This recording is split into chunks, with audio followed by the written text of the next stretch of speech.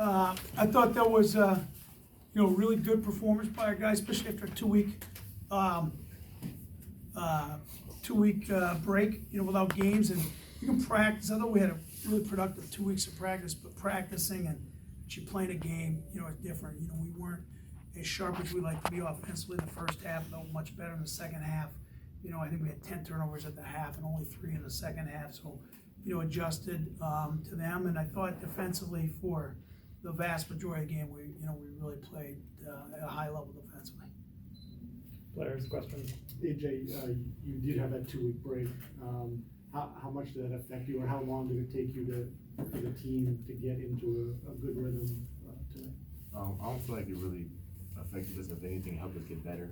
We definitely call this break between games boot camp, where we just work on our opposite, we work on defensive basketball, whether it be defensive rotations, offensive rotations, talking, things like that. So I feel like that played a big part in us getting going early. Anyone else? Anything else for the play?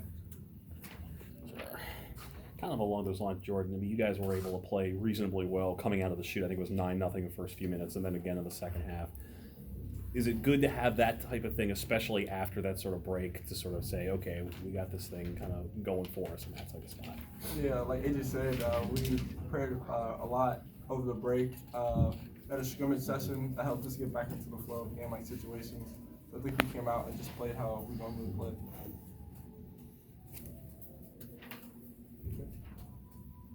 Jordan, overall, Justin missed this game again, but the rhythm of this team, the chemistry seems to continue to come along. Where do you see this team right now heading into getting closer to conference play? I think we're in a good spot, but we're never satisfied. We always got stuff to improve on. Justin's a big piece. We're looking forward to him coming back. And like I said, we just want to get better every day, strive to get better, never satisfied.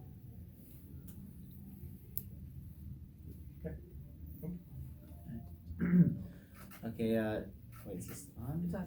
Okay, it's on. Yeah, I couldn't hear the echo, so I got confused. Jordan, I think the one thing I'll say is that since you guys have started 11-1, I mean, as you said, there's still a lot of work to be done, but does that kind of make your eyes widen with the stuff that, all the good things that can happen if you keep the momentum going? Yeah, definitely. A lot of good stuff's happened. There's still, like I said, a lot of stuff we need to work on. A lot of stuff we need to improve on. Everyone individually needs to get better. We try to 1% better every day. That's the saying we have. Mm-hmm. And yeah. All right. That's for guys. players. All right, you guys are good. Merry Christmas.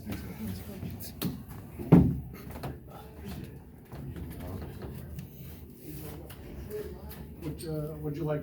Whose game did you particularly like tonight? And I thought Javon Green, and he didn't shoot it as well as he could, but he penetrated. He got to the foul line. What did he have? 4 steals. And I thought, he just really activated us. And the thing about what I like about that, Javon had 2 great weeks of practice. And my big thing with Javon, now he had a charge. He had a couple of decisions that we'd like to take back. I think he can be an all-conference player if he just makes 1 or 2 better decisions a game. He doesn't have to become any better at his skills. He just got to make, you just play more simply. And at times he didn't, but at times really second half, he got in the paint, they converged on him, he pivoted, he found Jamal for a 3. He got in the paint, he found one of our front court guys for a layup. He just did things like that we need him, to be able to do. And it was good, Jamal, got a little bit of a spring back in his step. I think he played so well in the Caymans and was, I think, a little worn down from that. And there are those things called final exams that he had to partake in. But, good to see him get a little spring in his step. But I like the fact that we didn't play, great offensively and battle on the glass and defend it and find a way to win. How is Justin doing right now? Do you think that the ankle's a long-term issue? No, I don't think it's a long-term issue.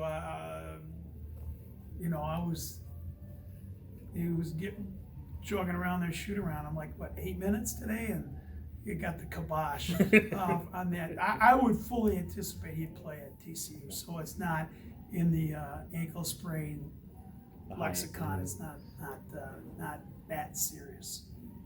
UMBC played without 4 players, and then I think this is their 3rd game in 7 days. Did you get a sense that they were tired and this was something to your advantage? Yeah, you know, it all depends on your perspective. You know, they might have been tired, on the flip side, they played more recently, so you know, a rhythm. And I don't know. I mean, I started watching UMBC, you know, early this week, so I don't know even that much of like who they're missing, how good they are, because like our focus, like we told our guys, has more been about our team and what we need to get better. But yeah, I think I think that's a dangerous team, and you know, I think they're this far from like really putting it all together, and you know, I'm thankful that it didn't happen tonight. It's always good to gauge a team after certain points of the season. Obviously, after a 2-week break, maybe, does this give you any more insight into this group? Well, you know what? I like our last 2 days of practice were as good a days of practice as we had.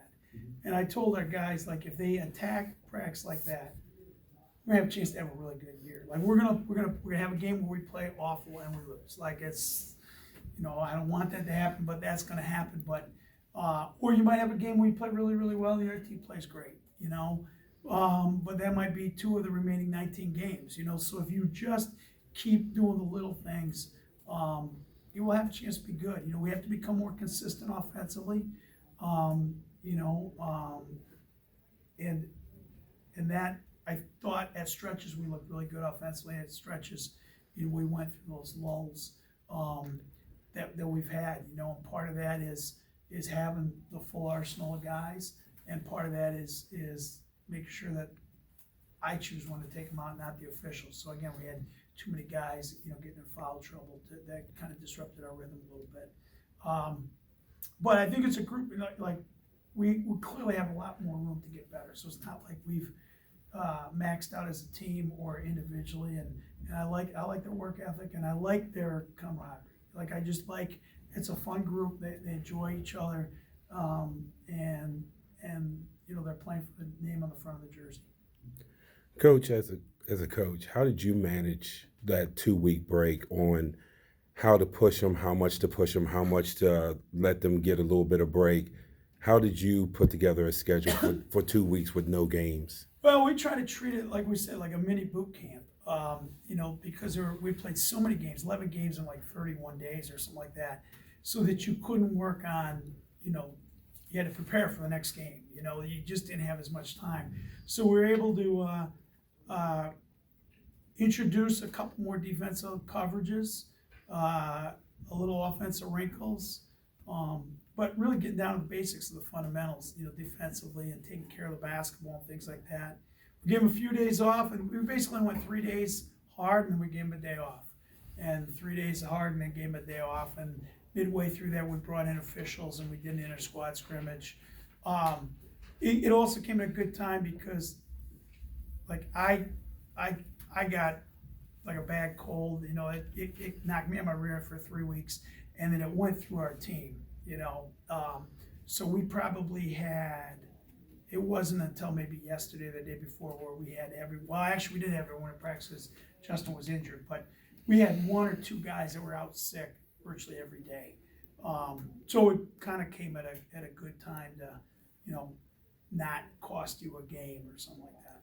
Kind of a big picture question for the league. I know you're not specifically into any team other than your own at this point, but how do you kind of size up the overall improvement in the conference as league play is fast approaching? Well, it's like a really good thing in November and December, and it sucks in January.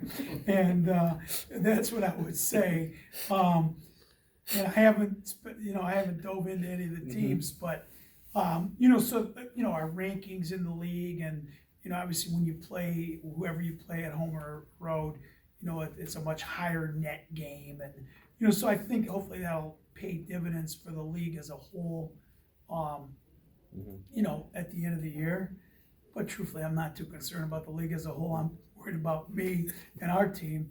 But you know, every game's going to be a battle. I know that much, and you know, a lot of teams, you know, have really, you know, gotten off to some really good starts.